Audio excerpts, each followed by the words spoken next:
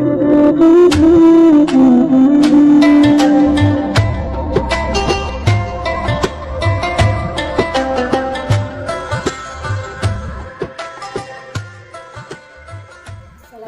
warahmatullahi wabarakatuh. Alhamdulillah bini'amatillah wala haula wala quwata illa billah. Asyhadu an la ilaha illallah wa asyhadu anna Muhammadar Rasulullah. Allahumma shalli ala sayyidina Muhammad wa ala alihi wa sahbihi ajma'in, amma ba'du. Sahabat Salimah yang insyaallah dimuliakan Allah, alhamdulillah, puji syukur kita panjatkan kepada Allah SWT yang atas nikmat dan karunia semata usia kita disampaikan hingga hari ini, hingga di penghujung Ramadan. Mudah-mudahan setiap kita mampu memanfaatkan waktu yang ada untuk melakukan amalan-amalan yang terbaik, hingga kita pantas digolongkan sebagai orang-orang yang terbaik.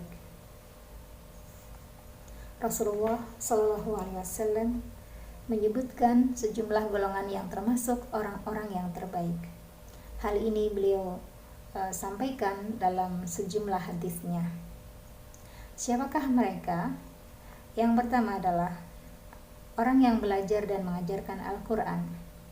Rasulullah Shallallahu Alaihi Wasallam bersabda, sebaik-baik kalian adalah orang yang mempelajari Al-Quran dan mengajarkannya. Hadis riwayat Bukhari.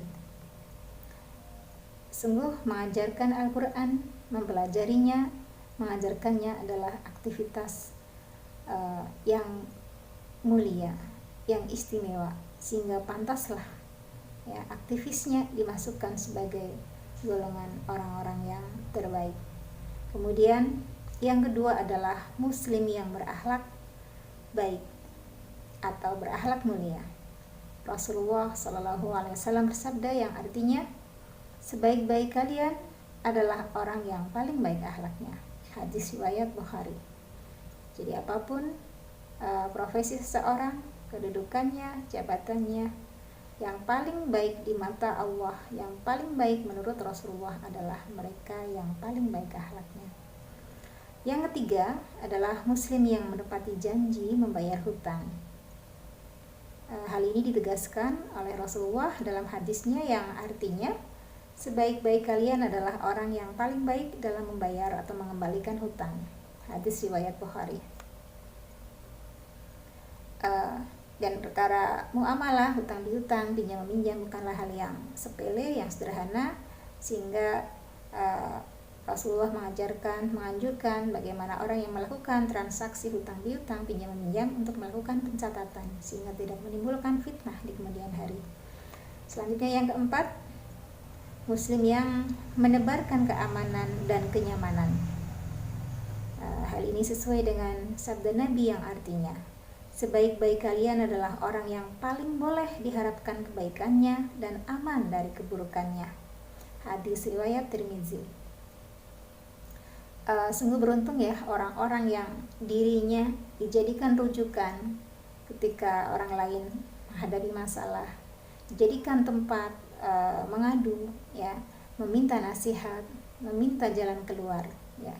Karena orang-orang yang seperti ini adalah orang-orang yang dipandang baik, ya, dipercaya bisa menjadi salah satu wasilah ditemukannya solusi dari permasalahan yang dihadapi orang lain. Dan sungguh orang-orang seperti ini adalah orang-orang yang istimewa, sehingga pantaslah disebut sebagai orang-orang yang terbaik. Orang merasakan aman dan nyaman berada di dekatnya, ya, walaupun hanya dengan melihat senyumnya, ya, mendengarkan kata-kata yang baik, ya, dan mendengarkan hal-hal yang hanya yang baik-baik saja.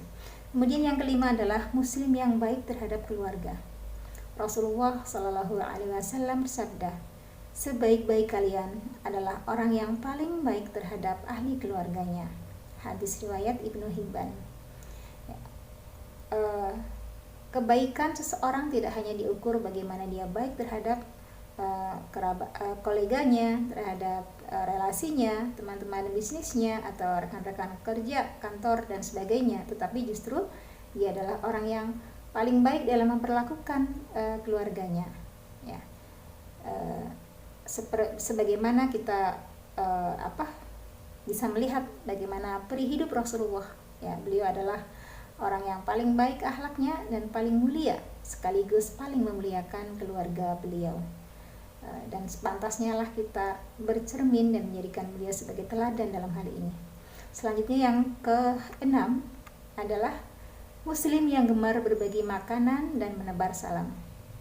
Hal ini ditegaskan Rasulullah dalam hadisnya yang bermakna, yang artinya sebaik-baik kalian adalah orang yang memberi makan kepada orang lain dan menjawab salam. Ini terdapat dalam Sahihul Jami. Dan memberi makan ini tidaklah dituntut kuantitasnya, ya. Yang penting adalah apa yang kita makan, apa yang kita beri adalah apa yang kita konsumsi, yang kita makan, bukan dari lebihan dan sebagainya. Sehingga perlakuan kita kepada orang lain adalah perlakuan kita terhadap diri kita sendiri. Selanjutnya yang ketujuh, Muslim yang berkenan berbagi tempat atau shaf dalam sholat. Rasulullah Shallallahu Alaihi Wasallam bersabda, sebaik-baik kalian adalah orang yang paling baik dalam meluaskan tempat bagi orang yang akan masuk dalam barisan sholat. Ini terdapat dalam Targhib wa Tarhib. Jadi misalnya ada orang yang bergabung dengan jamaah sholat, maka semestinya lah kita atau siapapun segera merapikan barisan dengan memberikan kelonggaran tempat kepada yang baru datang, ya, meskipun harus dengan menggeser-geser sajadah misalnya, dan itu mungkin akan merepotkan ibu-ibu terutama, ya, yang sajadahnya lebar-lebar misalnya. Selanjutnya yang ke-8 adalah Muslim yang gemar berbuat kebajikan di sepanjang hidupnya. Hal ini sesuai dengan sabda Rasulullah yang artinya sebaik-baik manusia adalah orang yang panjang umurnya dan baik amal perbuatannya. Kita berdoa mudah-mudahan kita diberikan umur yang berkualitas, ya. Jika Allah memanjangkan umur kita, maka mudah-mudahan sepanjang umur yang Allah berikan itu kita hiasi dengan amalan-amalan yang terbaik. Dan jika pun Allah memendekkan umur seorang hamba, maka sependek apapun umurnya, mudah-mudahan itu juga adalah umur yang terbaik, yang banyak diisi dengan kebajikan sampai akhir nafasnya, dan mudah-mudahan kita masuk di dalamnya, amin. Selanjutnya yang ke-9 adalah Muslim yang menebar kemanfaatan untuk semua. Hal ini sesuai dengan sabda Rasulullah yang artinya sebaik-baik manusia adalah orang yang paling bermanfaat bagi orang lain, dan ini adalah hadis yang sangat populer, ya. Maka kita akan terus berlomba memberikan kemanfaatan bukan hanya kepada diri sendiri, kepada keluarga, tapi juga kepada sesama dengan apapun yang bisa kita lakukan. Mungkin dengan ilmu yang kita miliki, mungkin dengan harta yang dimiliki, atau dengan keahlian, ya, keterampilan yang dipunyai, ya. Apapun itu, sekecil apapun itu, sepanjang dia memberikan manfaat, memberikan kebermaknaan bagi sesama, mudah-mudahan. Selanjutnya yang ke-9 adalah yang ke-10 adalah Muslim yang baik terhadap sahabat dan tetangga. Rasulullah Shallallahu Alaihi Wasallam bersabda yang artinya sebaik-baik sahabat di sisi Allah adalah orang yang paling baik terhadap sahabatnya. Sebaik-baik sahabat di sisi Allah adalah orang yang paling baik terhadap sahabatnya. Sebaik-baik tetangga di sisi Allah adalah orang yang paling baik terhadap tetangganya, ya. Jadi ini sangat jelas bagaimana Rasulullah menegaskan orang yang baik itu dilihat dari siapa temannya, ya. Karena teman itu akan memberikan kejujuran, dan tetangga juga akan memberikan persaksian bagaimana perlakuan seseorang itu.